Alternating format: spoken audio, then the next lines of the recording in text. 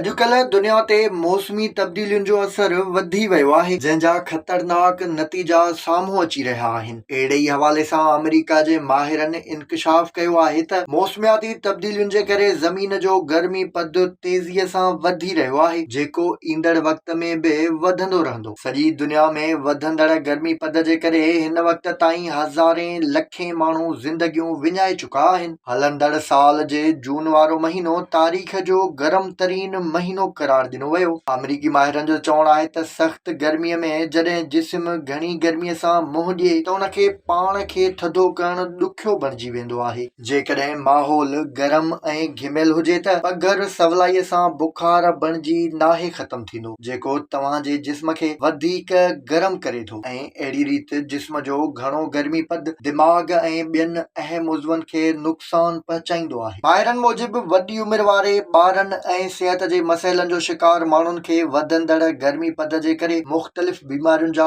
ख़तरा वधीक आहिनि। हुननि चयो त गरम मौसम में माण्हुनि खे घुर्जे त उहे पाणी पीअण जे लाइ उञ लॻण जो इंतज़ारु न कनि ऐं घणे खां घणो पाणी पीअनि। सख़्त गर्मीअ में गैर ज़रूरी तौर ते घर खां ॿाहिरि न निकिरणु घुर्जे। जेकॾहिं मंझंदि जे वक़्तु ॿाहिरि निकिरणो पए त हल्के रंग जा कपिड़ा पाता वञनि, मथो ढकियो वञे। मथे में सूर, उल्टी या मथे खे चकर अचनि त फौरी तौर ते गरम माहौल मां निकिरी थधे माहौल में पहुचणु घुर्जे।